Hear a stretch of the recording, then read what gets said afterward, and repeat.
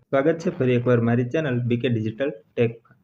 આજે આપણે એક ઇન્ડિયન નેવી દ્વારા એક ભરતી બહાર પાડવામાં આવેલી છે એના વિશે વાત કરવાના છીએ કે જેમાં ધોરણ 10 પાસથી લઈને ગ્રેજ્યુએશન સુધી તમામ ઉમેદવાર ફોર્મ ભરી શકે છે। તો એના વિશે આપણે આજે વિસ્તારથી વાત કરી લઈએ।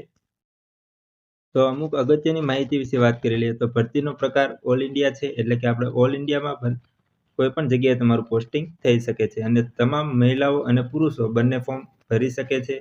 લાયકાત વિશે વાત કરી લઈએ તો 10 પાસ, 12 પાસ અને સ્નાતક, એટલે કે તમે 10 પાસ હોય, 12 પાસ હોય કે પછી ગ્રેજ્યુએશન હોય અથવા તો તમે આઈટીઆઈ કરેલું હોય તો તમામ ઉમેદવારો ફોર્મ ભરી શકે છે। અને પરીક્ષાનો પ્રકારની વાત કરી લઈએ તો બેઝિક એક્ઝામ લેવામાં આવશે, જેના વિશે આપણે આગળ વાત કરીશું।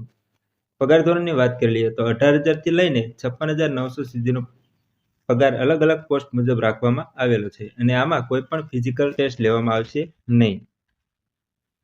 હવે આપણે થોડી વધુ અન્ય માહિતી જોઈ લઈએ તો ઇન્ડિયન નેવી દ્વારા ભરતી બહાર પાડવામાં આવેલી છે અને ભરતી પોસ્ટનું નામ નેવલ સિવિલિયન સ્ટાફ રાખેલું છે અને એ સંપૂર્ણ ગવર્મેન્ટ જોબ છે। એટલે કે મિત્રો અગ્નિવીરની જેમ 4 વર્ષ માટે નહીં, પરંતુ તમે ગવર્મેન્ટ જોબ એટલે કે તમારે સંપૂર્ણપણે પરમેનન્ટ જોબ રહેવાની છે અને આ ભરતી ઓલ ઇન્ડિયા માટે બહાર પાડેલી છે। અને એક્ઝામ સેન્ટરની વાત કરી લઈએ તો એ આપણે આપણા નજીકના કોઈ પણ સિટીમાં એક્ઝામ સેન્ટર આપવામાં આવશે, જેના વિશે પણ આપણે આગળ વાત કરી લઈશું। હવે આપણે અગત્યની તારીખો વિશે વાત કરી લઈએ તો ફોર્મ શરૂ થઈ રહ્યા છે મિત્રો 5/7/2025 થી ફોર્મ ભરવાના ચાલુ થઈ ગયેલા હતા અને જેની ફોર્મ ભરવાની છેલ્લી તારીખ 18/7/2025 છે અને પરીક્ષાની તારીખ જે અંદાજે ઓક્ટોબર-નવેમ્બર 2025માં લેવામાં આવશે।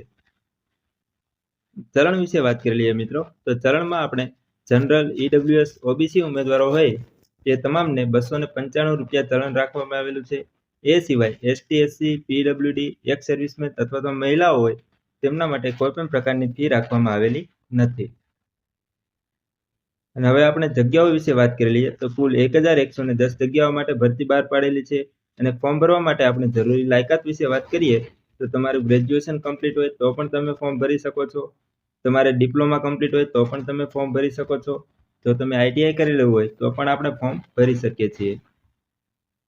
એ સિવાય મિત્રો આપણે 10 પાસ અથવા તો 12 પાસ ઉમેદવારો કોઈ પણ ફોર્મ ભરી શકે છે। તમે પછી 10 પાસ પછી આઈટીઆઈ કરેલું હોય તો પણ તમે ફોર્મ ભરી શકો છો અને 12 પાસ પછી આઈટીઆઈ કરેલું હોય તો પણ આપણે ફોર્મ ભરી શકીએ છીએ। આગળ વાત કરીએ તો ઉંમર અને વય મર્યાદામાં છૂટછાટ વિશે વાત કરી લઈએ તો મિત્રો 18 વર્ષથી લઈને 25 વર્ષ સુધીના કોઈ પણ ઉમેદવાર ફોર્મ ભરી શકે છે। જેમાં આપણે ઉંમરમાં છૂટછાટ વિશે વાત કરી લઈએ તો એસટી, એસસી માટે 5 વર્ષ, એટલે કે મિત્રો એસટી, એસસી ઉમેદવાર 30 વર્ષની ઉંમર સુધી ફોર્મ ભરી શકે છે અને ઓબીસી ઉમેદવાર હોય એમના માટે 3 વર્ષ, એટલે કે મિત્રો 25 વર્ષ સુધીના ઉમેદવારો ફોર્મ ભરી શકે છે। હવે આપણે સિલેક્શન પ્રોસેસની વાત કરી લઈએ તો સૌપ્રથમ મિત્રો આપણે ઓનલાઈન અરજી કરવાની રહે છે। એ ઓનલાઈન અરજીની ચકાસણી કરવામાં આવશે અને એ પછી કોલ લેટર બહાર પાડવામાં આવશે અને એના દ્વારા આપણે સીબીટી પરીક્ષા એટલે કે કોમ્પ્યુટર બેઝ એક્ઝામ દેવાની રહે છે। જેમાં મિત્રો મેરિટમાં નામ આવ્યા બાદ આપણે સ્કિલ ટેસ્ટ આવશે, જે આપણે કોઈ પણ જે ભરતીમાં ફોર્મ ભરેલું હશે જે પોસ્ટમાં એ મુજબની અલગ અલગ સ્કિલ ટેસ્ટ આપેલી છે, એ મુજબ આપણે એની સ્કિલ ટેસ્ટ દેવાની રહેશે, જેની માહિતી આપણે આગળ ઓફિશિયલ નોટિફિકેશન દ્વારા લઈ લઈશું। એ પછી મિત્રો આપણે પ્રોવિઝનલ અપોઇન્ટમેન્ટ લેટર આવે છે અને એના દ્વારા આપણે ડોક્યુમેન્ટ વેરિફિકેશન કરાવવાનું રહેશે। ડોક્યુમેન્ટ વેરિફિકેશન થઈ ગયા બાદ મેડિકલ અને એ પછી આપણે જોઈનિંગ આવી જશે। એટલે કે મિત્રો કોઈ પણ પ્રકારની ફિઝિકલ ટેસ્ટ નથી અને નોર્મલ એક સીબીટી એક્ઝામ જ દેવાની રહે છે। હવે આપણે વધુ માહિતી એના ઓફિશિયલ નોટિફિકેશન દ્વારા જોઈએ તો હવે આપણે ઓફિશિયલ નોટિફિકેશનમાં આવી ગયા છે અને થોડીક વધુ માહિતી આપણે એમાંથી જોઈ લઈએ તો સૌપ્રથમ આપણે અલગ અલગ પોસ્ટ અને એના મુજબ જે ક્વોલિફિકેશન અથવા તો લાયકાતની જરૂર પડે છે એના વિશે માહિતી લઈ લઈએ।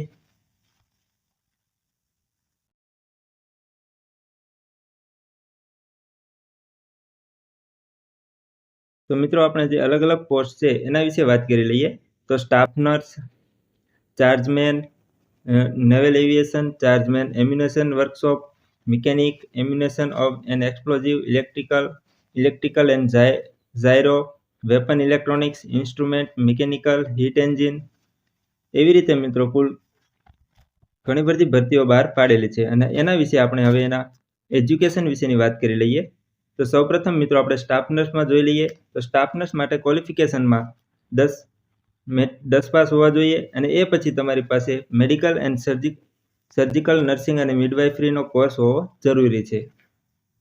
એવી જ રીતે મિત્રો ચાર્જમેન નેવલ એવિએશન માટે પણ અલગ અલગ ક્વોલિફિકેશન રાખેલું છે, જે તમે અહીંયાથી જોઈ શકો છો. Chargeman ammunition workshop, chargeman mechanic, chargeman ammunition explosive, chargeman electrical, chargeman electronics and gyro, chargeman weapon electronics, chargeman instrument, chargeman mechanical, chargeman heat engine, chargeman mechanical system, chargeman metal, chargeman ship building, chargeman millwright, chargeman auxiliary, chargeman ref and AC, chargeman mechatronics. આવી રીતે મિત્રો આમાં આ પીડીએફમાં તમામ ભરતીઓ માટે જે ભણતરની અથવા તો લાયકાતની જરૂર પડે છે એની માહિતી આપેલી છે, જે તમે હું નીચે ડિસ્ક્રિપ્શનમાં પીડીએફ આપી દઈશ, ત્યાંથી તમે ડાઉનલોડ કરીને તમે એમાં તમારું ક્વોલિફિકેશન જોઈ શકો છો અને એ પોસ્ટ ઉપર તમે ફોર્મ ભરી શકો છો. હવે મિત્રો આપણે આગળ પરીક્ષા કેન્દ્રો વિશે વાત કરી લઈએ.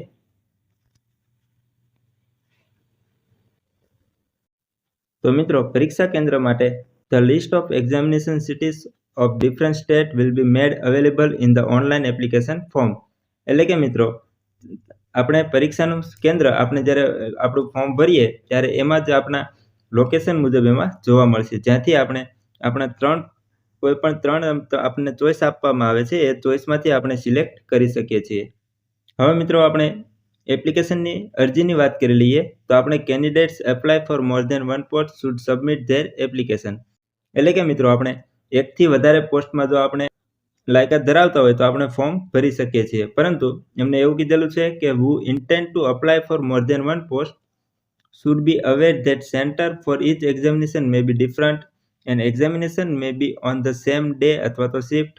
If examination are in two different shifts on the same day, it will be the candidate's responsibility to reach the allocate center.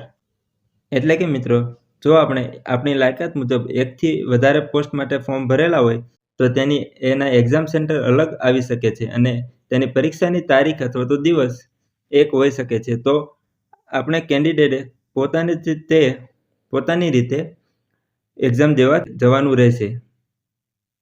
હવે આપણે સિલેક્શનની વાત કરી હતી એ મુજબ કે સૌપ્રથમ આપણી એપ્લિકેશન ચેક થશે, એની પછી આપણી સીબીટી એક્ઝામ લેવામાં આવે છે. અને સીબીટી એક્ઝામની વાત કરી લઈએ તો એનો કોર્સ જનરલ ઇન્ટેલિજન્સના 25 માર્ક, જનરલ અવેરનેસના 25 માર્ક, ક્વોન્ટિટેટિવ એપ્ટિટ્યૂડના 25 માર્ક અને ઇંગ્લિશ લેંગ્વેજના 25 માર્ક, એવી રીતે કુલ 100 માર્કનું પેપર લેવામાં આવશે, જેનો સમયગાળો મિત્રો 90 મિનિટનો રહેશે.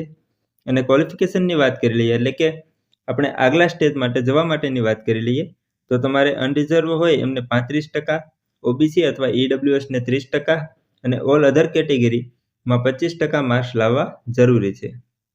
આ ભરતીની ઓફિશિયલ પીડીએફ નીચે ડિસ્ક્રિપ્શનમાં લિંક આપી દઈશ, જ્યાંથી તમે ડાઉનલોડ કરીને વધુ માહિતી મેળવી શકો છો. અને જો કોઈ પણ તમને માહિતી અથવા તો કોઈ મૂંઝવણ હોય તો તેનો તમે નીચે કમેન્ટ કરી દેજો, જેથી હું તમને ત્યાં રિપ્લાય આપી દઈશ. ધન્યવાદ મિત્રો.